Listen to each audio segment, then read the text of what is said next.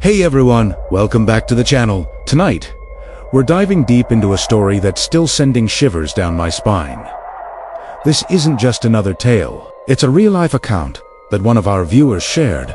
And trust me, it's going to make you rethink every late-night adventure. Grab a blanket, maybe turn on a few extra lights, because this one gets intense. Our story starts with Irian, just an ordinary guy, working those grueling night shifts at a customer service center in Mumbai. You know the drill.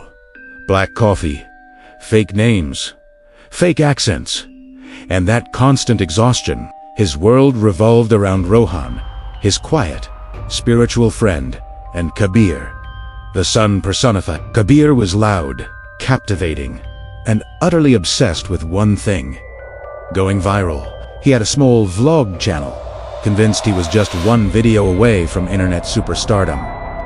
For Kabir, content wasn't just king, it was everything. One sweltering Tuesday night, their shift ended at 4 a.m. Rohan was ready for bed, but Kabir, he was buzzing with a different kind of energy. "Tonight," he declared, his eyes gleaming under the streetlights, "we'll do it." Irian knew exactly what he meant. Haveli de Souza wasn't just any abandoned building. It was an old Portuguese mansion, swallowed by modern office buildings, shrouded in local legends. They said it burned down in the 70s, trapping an entire family inside. A perfect backdrop for Kabir's next viral video. Right? Rohan, ever the cautious one, immediately protested. "Kabir, that's a cursed place." People say, but Kabir cut him off, already filming with his phone. "People say it's haunted." Exactly. 5 minutes. Irian, imagine it. Mumbai Ghost Hunter explores Haveli, Souza for Real. Millions of views. We'll get millions. Irian, exhausted and easily swayed by Kabir's relentless enthusiasm, sighed. 5 minutes, he agreed. If only he knew that was his first mistake. They clambered over the crumbling brick wall. And that's when things changed. The cacophony of Mumbai, the horns, the dogs, the vendors, all vanished, replaced by a heavy, unnatural silence. And then, the smell: ashes, old cardamom, and a sweet, cloying jasmine that reeked of rot. It clung to Irian's throat, an unwelcome presence. Inside, it was pitch black. The Haveli was vast, much larger than it seemed from the outside. Their phone flashlights and Kabir's camera flash were the only beacons. Kabir, ever the performer, was whispering commentary for his vlog. And here, ladies and gentlemen, we are in the main hall. You can feel the energy. Very heavy.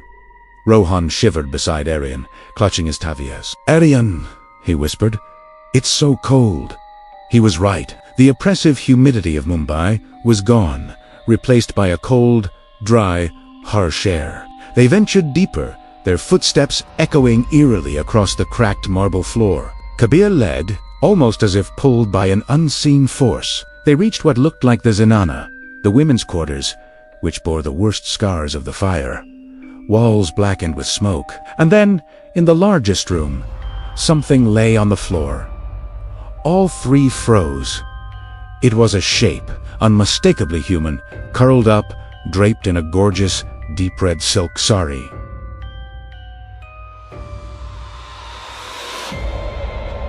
Its edges burned and coated in dust. "We have to go," Rohan panted, backing away towards the doorway.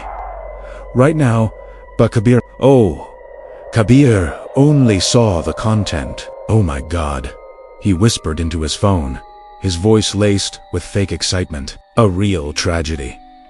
See it? Everyone!" So heartbreaking. He filmed the shape, his eyes wide with opportunity. "Kabir, stop," Irian growled, his voice low and dangerous. "That's a corpse. Show some respect." Kabir scoffed. "Respect won't make us famous, Rue." And then he did it. The final, irreversible mistake. He stepped forward, still filming, his fingers trembling with excitement. "Just want to see if it's real," he muttered, reaching out, pressing his fingers into the soft, motionless shape beneath the silk. Immediately, A cold gust swept through the room, extinguishing the small candle Rohan had just managed to light. The only light left was from their phones. The rotting jasmine smell exploded, sharp and pungent, making Aryan gag. Rohan screamed. Kabir jerked his hand back, staggering. Crazy. Totally crazy, he stammered, his voice cracking, staring at the shape. Run, Aryan yelled. They ran. They bolted out of that room, down the dark corridors, scrambling over the broken wall and back into the familiar, humid air of Mumbai. On the way out, Aryan swore he felt it not a breeze, but a touch. Something dry and cold as ice, like the finger of a mummy, brushing past his neck. He screamed and flung himself outside. They said nothing on the way back. Kabir's phone was off, his usual confidence completely gone. They parted in silence, the lingering scent of jasmine and rot following them home. Aryan slept fitfully, haunted by nightmares of red silk and jasmine. He woke late in the afternoon, 2:17 missed calls from Rohan. His heart sank. He called Rohan back, his friend's voice trembling. Aryan, Rohan said. Kabir. He hasn't come home. His phone is off. His parents called me. A lump formed in Aryan's stomach. He checked social media. Kabir's last post. Harun 5 hum just an hour after they'd left the Haveli. A nearly black photo with a caption. Found something. Will change everything. Must go by. No, Aryan whispered. We have to find him, Rohan insisted, his voice now laced with a terrifying determination. Aryan, we must, and we must apologize. They returned to the Haveli at dusk. In the fading light, it was even more terrifying. Shadows stretched like grasping fingers. Rohan carried a bottle of Ganga Jal, holy water. Aryan clutched an iron rod he'd found. The heavy silence remained, waiting, and the scent, weaker now, but still there. They walked straight to the Zanana, not knowing what they expected to find. Kabir asleep. Filming anything. They entered the room. The pungent, rotting smell returned instantly. Kabir, Aryan called, his voice hoarse. The red silk sari was still there in the middle of the room, but something was wrong. Last night, it had been a small, curled-up shape. Now, it seemed swollen, larger, fuller, as if something was beneath it. Kabir, Rohan whispered, raising the bottle of holy water like a weapon. Aryan stepped forward, his heart pounding like a drum. Kabir! Stop joking. Get out. Silence. Aryan! Don't! Rohan sobbed. Please. Let's go! Leave him. But Aryan had to know.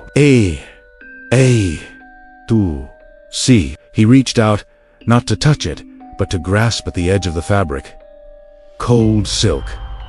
Damp in a strange way. He yanked sharply.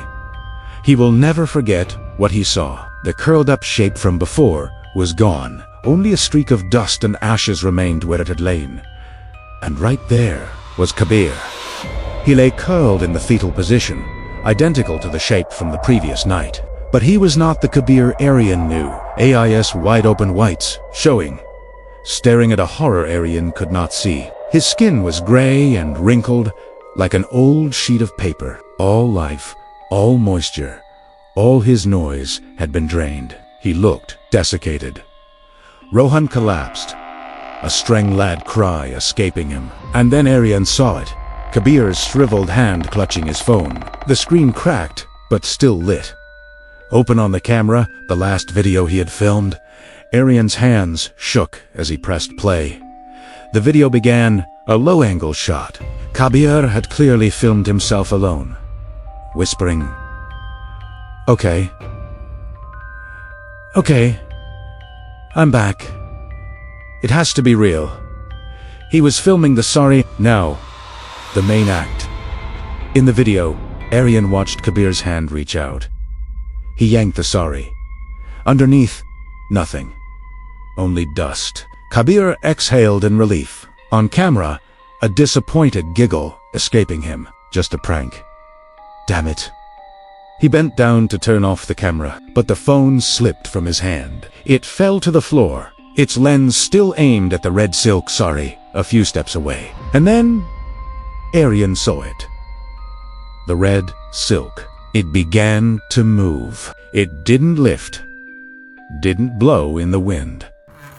It slithered like a snake, contracting, then swelling, sliding across the marble floor, leaving a dark, wet trail. It slithered toward Kabir, who was standing just off frame. Aryan heard Kabir, a sharp exhale. What? The silk accelerated. It lunged at the camera, then it engulfed the lens. The screen turned deep red. Aryan heard a scream. A muffled, wet scream, as if he were shouting through thick cloth. The video ended.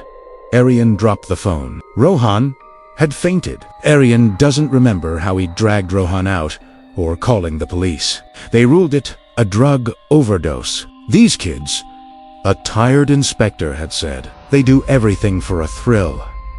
No signs of struggle. His body severely dehydrated, likely from drugs. No silk sari found. No other bodies. Aryan quit the call center, left Mumbai, returned to his village in Kerala. He tried to forget, but sometimes, at night, when the wind is still and the air quiet, he smells it. Not ashes, not cardamom, just jasmine. Jasmine rotting. What a chilling story, right? It really makes you wonder about the lengths people will go for fame and the terrifying consequences they might face. Have you ever had an experience like this or heard a local legend that sent shivers down your spine? Let me know in the comments below. And if you enjoyed this story, please give it a thumbs up, subscribe for more terrifying tailies, and hit that notification bell so you don't miss our next upload. Thanks for watching, and stay safe out there.